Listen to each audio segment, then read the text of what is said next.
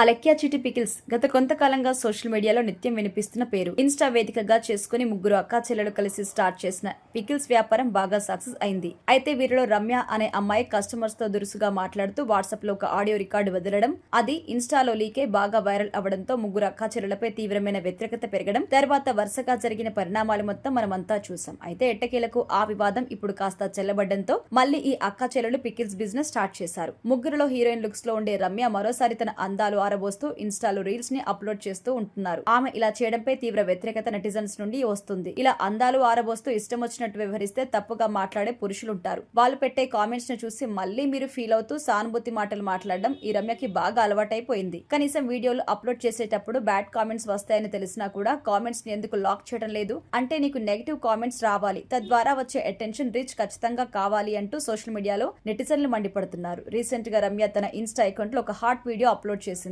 Bathroom లోకి వెళ్లి బట్టలు తీసేసి తన జబ్బలు చూపిస్తూ వీపు భాగాన్ని ఎక్స్పోజ్ చేస్తూ కుర్రాలను మెంటల్ ఎక్కిపోయే రేంజ్ వీడియోలనైతే అప్లోడ్ చేసింది. ఈ వీడియోని చూసిన వాళ్ళంతా ఎంజాయ్ చేసే వాళ్ళున్నారు. అంతటితో ఆగకుండా అత్యంత నీచంగా మాట్లాడే వాళ్ళు కూడా ఉంటారు. ఇలా మాట్లాడడం ఖచ్చితంగా తప్పే, కానీ అలా మాట్లాడేందుకు అవకాశం కల్పిస్తున్న రమ్య తప్పు కూడా ఉంది. అయితే రీసెంట్ గా ఈమెకి బిగ్ బాస్ 9 లో ఒక కంటెస్టెంట్ గా పాల్గొనే అవకాశం వచ్చిందని అందరూ అంటున్నారు. ఇప్పటికే పలు సినిమాలు నటించిన రమ్య కేవలం కొంతమందికి మాత్రమే తెలుసు. ఇప్పుడు బిగ్ బాస్ షోకి వచ్చిన తర్వాత కోట్లాది మంది బుల్లితెర ఆడియన్స్ కి దగ్గర కాబోతుంది. బూతులు మాట్లాడడంలోనూ గొడవలు పడడంలోనూ నిష్ఠాతురాలైన రమ్య హౌస్ లోపలికి వెళ్లిన తర్వాత ఏ రేంజ్ కంటెంట్ ఇస్తుందో చూడాలి.